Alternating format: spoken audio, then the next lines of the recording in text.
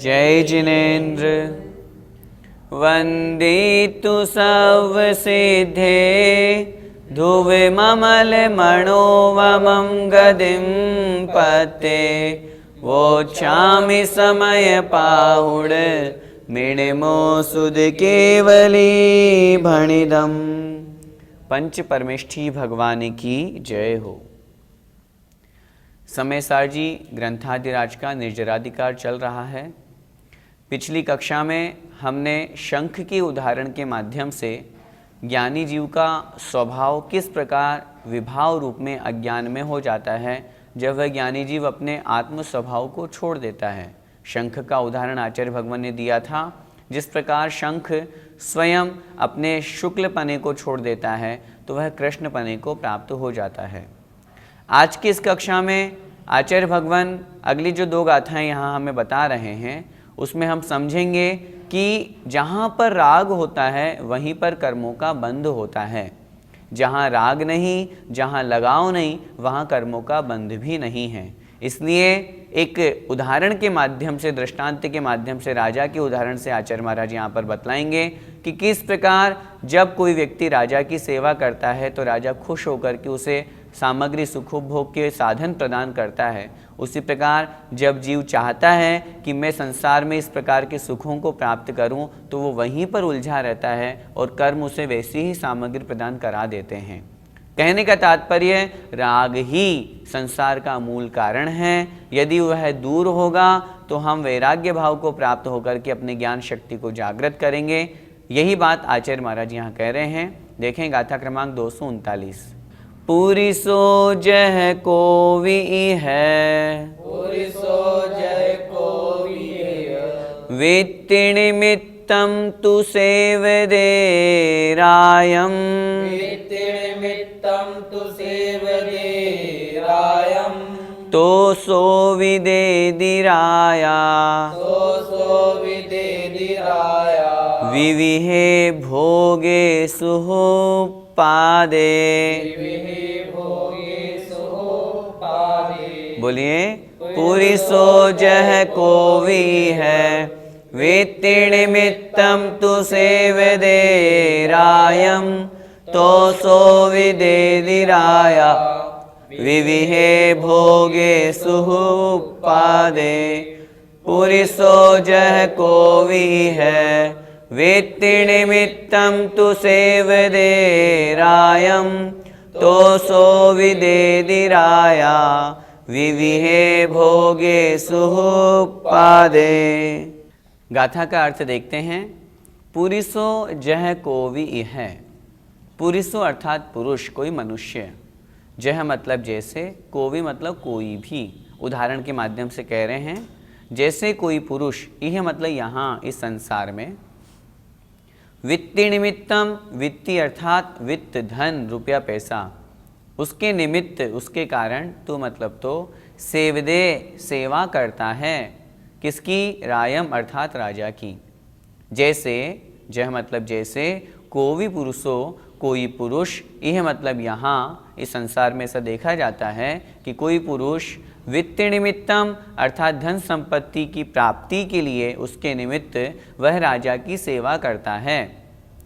तो सोवी, तो मतलब वह, सोवी अर्थात वह भी, तो मतलब तो, सोवी मतलब वह राजा भी उसे देदी, देता है। राया मतलब राजा। जब कोई व्यक्ति, कोई पुरुष उस राजा की सेवा करता है तो वह राजा भी उसे देता है। क्या देता है? विविहे भोगे सुहुपादे।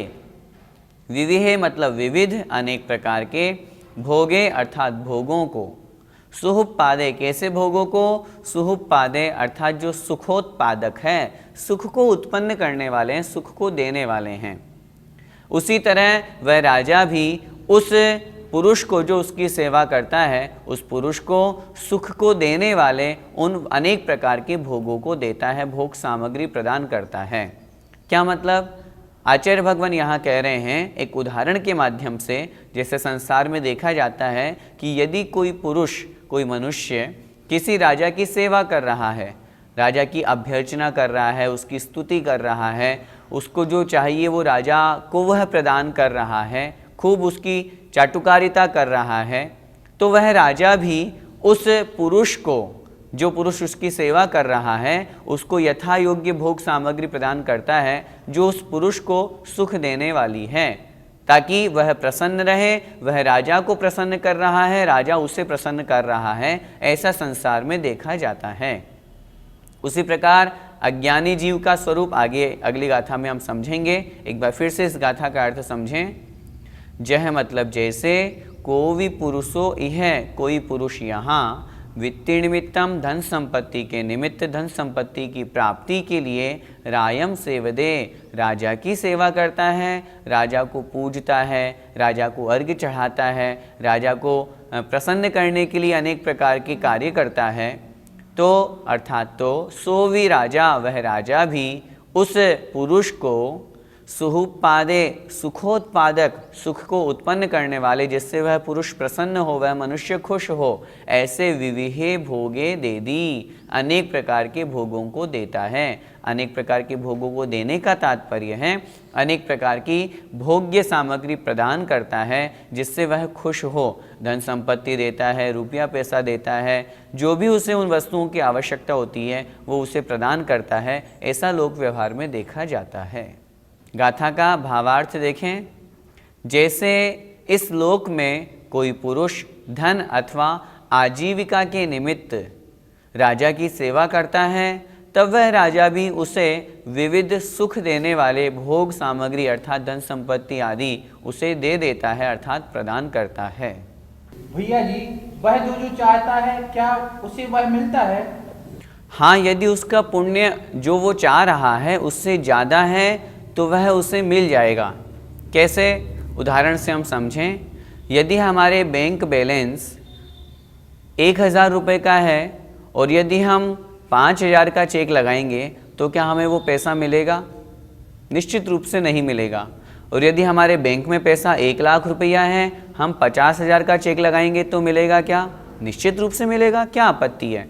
ठीक उसी प्रकार यदि तद योग्य उस जीव का पुण्य है और वो वह सामग्री चाह रहा है तो निश्चित रूप से वह सामग्री उसको प्राप्त हो जाएगी, इसमें कोई दो राय नहीं है।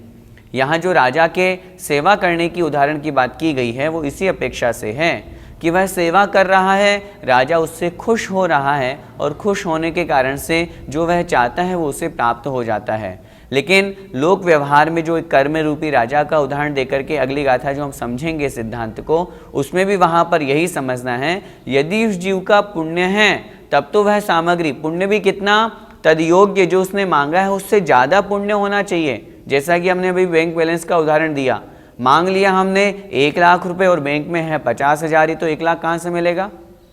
उसी प्रकार मांग तो लिया हमने कि हमें इंद्र पद मिल जाए, हमें स्वर्ग की संपदा मिल जाए, यदि उसका उतना पुण्य नहीं है तो वो उसे प्राप्त नहीं होगा। इसलिए उतना ही मिलता है जितना उसके पुण्य में अधिक हो, तो उससे कम उस सामग्री को वह जीव प्राप्त कर सकता है। इस गाथा का पद्यानुवाद पढ़ते हैं। कोई यहाँ नर नराधिप की सुसेवा, मानो गनाढ्य करने करता सदैवा, राजा उसे सुखद सुंदर संपदाएं देता, सुदुर्लभ अभीष्ट विलासताएं। संसार में जिस प्रकार राजा की सेवा करने वाले पुरुष को वह राजा इस प्रकार की संपदाएं देता है, उसी प्रकार अब यहाँ पर आचार्य भगवान सिद्धांत को समझा रहे हैं। जीव रूपी जब पुरुष कर्म रूपी राजा की सेवा करता है, तद्रूप कर्म करता है, तो उसे भी वैसा ही फल प्राप्त होता है। देखें अगली गाथा। एमेव जीव पुरिसो, एमेव जीव पुरुषो, कम्रयं सेवदे सुहनिमित्तम्, कम्रयं सेवदे सुनिमित्तम्, तोसो विकम्रायो, तोसो विकम्रायो, देदिसुः पादगे भोगे, देदिसु पादगे भोगे, बोलिए। एमेव जीव पुरुषो कम्मरयं सेवदे सुहनिमित्तं तोसो विकम्मरायो देदिसुः पादगे भोगे। एमेव जीव पुरुषो कम्मरयं सेवदे सुहनिमित्तं तोसो विकम्मरायो देदिसुः पादगे भोगे। आइए गाथा का अर्थ समझते हैं। एमेव इसी प्रकार, किस प्रकार? जैसा कि पूर्व गाथा में हमने पढ़ा, वह पुरुष राजा की सेवा करता है तो राजा उसे सुख सामग्री प्रदान करता है। एमेव उसी प्रकार जीव पुरुषों अर्थात जीव रूपी पुरुष, जीव रूपी मनुष्य, कम्मरयम कर्म रूपी राजा की सेवदे सेवा करता है। किस कारण से? सुह निमित्तम सुख के निमित्त, मुझे सुख प्राप्त हो जाए, मुझे चक्रवर्ती का पद मिल जाए, मुझे स्वर्ग की संपदा प्राप्त हो जाए, मैं करोड़पति अरबपति बन जाऊं। इस कारण से यदि कोई मनुष्य किसी कर्म की सेवा करता है, कर्म की सेवा करने से तात्पर्य ऐसा कर्म करता है जिस कारण से उसे इस तरह की भोग सामग्री प्राप्त होती है, तो सोवी कम्मरायो, तो मतलब तो सोवी वह भी, कौन वह? कम्मरायो अर्थात कर्म रूपी राजा भी, तो वह कर्म रूपी राजा भी उसे देदी देता है। क्या देता है? सुहुपादगे भोगे, सुखोत्पादक भोग सामग्री। जो सुख को देने वाले हैं ऐसी भोग सामग्री वह कर्म उस पुरुष को, उस मनुष्य को, उस जीव को प्रदान कर देता है। कहने का तात्पर्य यहाँ पर यह है, जिस प्रकार उस पुरुष ने राजा की सेवा की, राजा ने प्रसन्न होकर के उसे सुख प्रदान करने वाले भोग सामग्री प्रदान की, उसी प्रकार संसार में रह करके यदि कोई रागी होकर के, राग द्वेष से युक्त होकर के यदि इस तरह का कर्म बंद करता है, मन में भावना भाता है, निदान करता है कि मुझे तो स्वर्ग की संपदा मिल जाए, मैं तो चक्रवर्ती का सुख प्राप्त कर लूँ, मैं तो खूब भोग भोगूं, इस तरह की यदि वह सांसारिक सुख सामग्री प्राप्त करने की वांछा करता है और तद्रूप यदि उसका पुण्य होता है, तो वह कर्म भी, चाहे वो पुण्य कर्म हो चाहे साता कर्म हो, वो कर्म रूपी राजा उस पुरुष को, उस पुरुष रूपी जीव को वह सब सामग्री प्रदान कर देता है।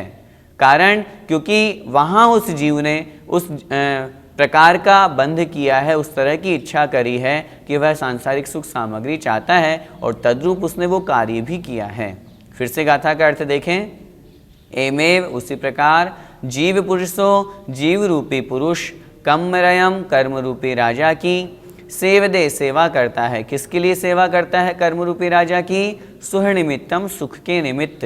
यहाँ कर्म की सेवा करने से तात्पर्य ऐसा नहीं है कि वो कर्म को पूजता है, वह उस तरह के कर्म करता है, उस तरह का शुभ राग करता है, उस तरह का शुभोपयोग करता है जिस कारण से उसके वैसा कर्म बंधता है जो उसे सुख सामग्री प्रदान करता है।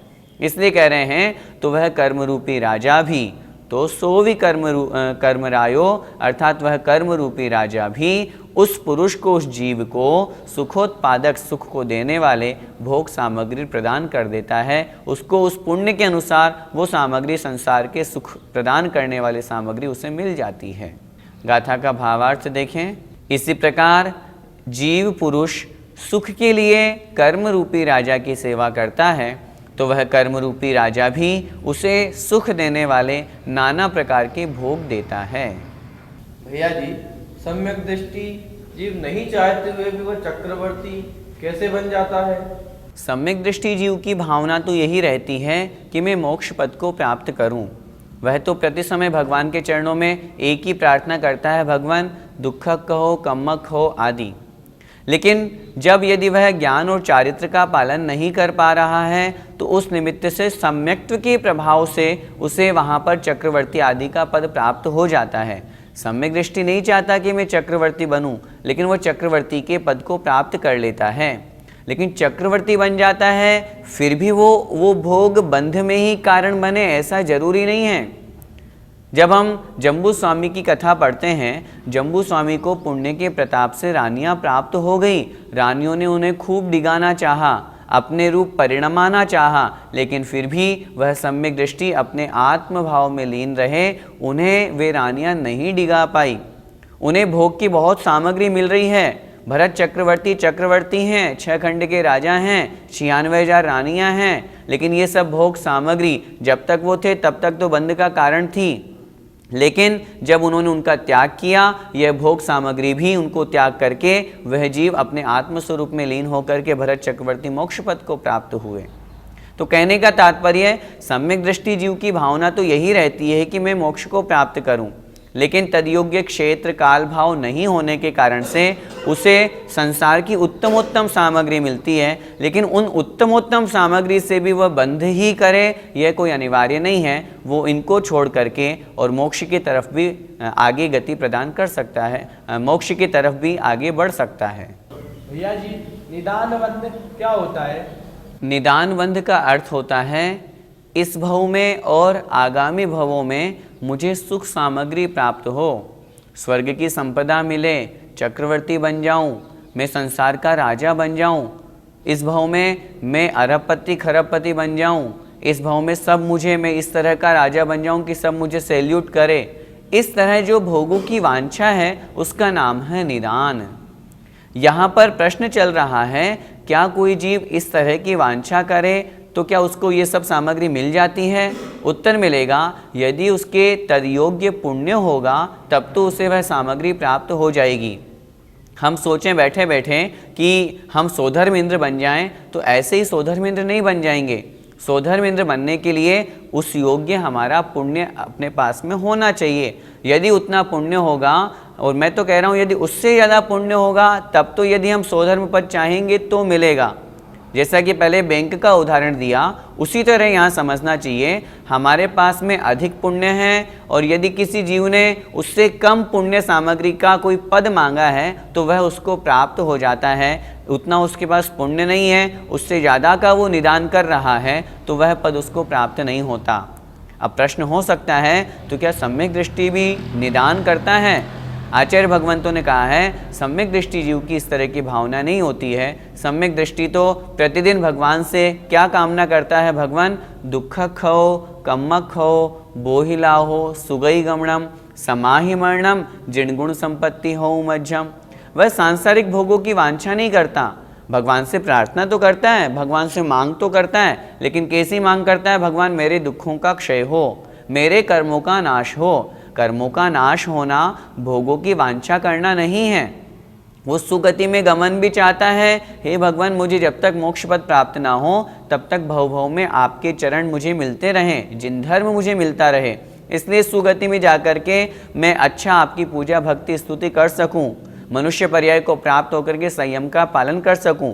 इस कारण से वह सुगति की कामना कर रहा है, समाधि मरण की कामना कर रहा है और अंत में भावना भा रहा है, हे भगवान मेरा जिस प्रकार आपको संपत्ति प्राप्त हुई है, अनंत चतुष्टय वो संपत्ति भी मुझे प्राप्त हो। इस प्रकार की भावना सम्यक दृष्टि जीव की रहती है। भैया जी, फिर सम्यक दृष्टि जीव कर्म क्यों करता है? सम्यक दृष्टि जीव कर्म नहीं करता, सम्यक दृष्टि को तो करना पड़ता है। शास्त्रों में आज्ञा है, मुनि महाराज को गांव में 1 दिन, नगर में 5 दिन से ज़्यादा नहीं रहना चाहिए। इसीलिए तो वो विहार करते रहते हैं। वो जिस स्थान पर रहते हैं उस स्थान से राग नहीं करते हैं। उन्हें ऐसा नहीं लगता कि मैं वहाँ क्यों जाऊँ, क्योंकि मुझे वहाँ उस स्थान से उस व्यक्ति विशेष से राग है इसलिए वो जा रहे हैं, ऐसा नहीं है। सम्यक दृष्टि जीव, सम्यक ज्ञानी जीव की इसी तरह की परिणति होती है। कर्म कर रहे हैं लेकिन उन्हें कर्म करना पड़ रहा है। तीर्थंकरों के लिए लिखा, जब वो छद्मस्त अवस्था में होते हैं, मुनि अवस्था में होते हैं, तब नियत विहारी होते हैं, बस गमन ही करते रहते हैं। ठीक उसी प्रकार ज्ञानी जीव होता है, वो इन सब कर्मों को करते हुए भी करना पड़ रहा है, इस तरह की उसकी परिणति होती है। आज की जो हमने दोनों गाथाएं पढ़ी उससे हमें यही समझना है कि जो अज्ञानी जीव है वह कर्म रूपी राजा को मनाता है और संसार के सुखोपभोग में फंसा रहता है। अगली जो 2 गाथाएं हैं ये इससे रहित हैं, राग से रहित होकर के जब वह वीतरागी बन जाता है तो वह कर्म रूपी राजा को नहीं मनाता, अर्थात उन कर्मों से दूर होकर के आत्म स्वभाव को प्राप्त करके नवीन नूतन कर्मबंध से बच जाता है। देखें इस गाथा का पद्यानुवाद। हो कर्म सेव करता इस ही प्रमाणे, संसारी जीव यदि संपत्ति भोग पाने, तो कर्म भी विविध सौख्य प्रमोदकारी, देता उसे क्षणिक भौतिक दुखकारी। संसार के जो सुख हैं कैसे हैं? क्षणिक हैं, भौतिक हैं और दुख को देने वाले हैं। अज्ञानी जीव उस रूप कर्म करके उन सुखों की वांछा करता है और इस प्रकार के सुखों को प्राप्त करता है, इसीलिए वह अज्ञानी कहा है। जो हम कल की कक्षा में पढ़ेंगे उसे अच्छी तरह से समझना है। जो राग को छोड़ करके ज्ञान स्वभाव में स्थित हो जाता है वह इन सांसारिक सुखों में नहीं फंसता, वह तो आत्मिक सुख मोक्ष सुख को प्राप्त कर लेता है। जय जिनेन्द्र। मानक चंद, कमला देवी, राकेश, नीतू, ऋषभ, सौम्या एवं आयुषी मुशरफ, B123, सेठी कॉलोनी, जयपुर, राजस्थान। श्री जनार्दन प्रसाद जी, श्रीमती पतंती देवी, मुकेश कुमार, साक्षी, ईशा, मोना खंधार, श्री किशोर खंधार, श्रीमती सुषमा खंधार, परिमल खंधार, अहमदाबाद। शुल्लक 105 श्री ज्ञान सागर जी महाराज की पुण्य स्मृति में श्रीमती शांति देवी छाबड़ा, पटना, बिहार। ईसरी पारसनाथ एवं उनके पुत्र पुत्रवधू श्री अशोक उमा, पटना। श्री विनोद बबीता, गुवाहाटी। श्री सुनील शालू, पटना। ब्रह्मचारी संजय भैया, ईसरी। श्री अभय मेघना, चंडीगढ़। श्री आलोक मेघना, वडोदरा।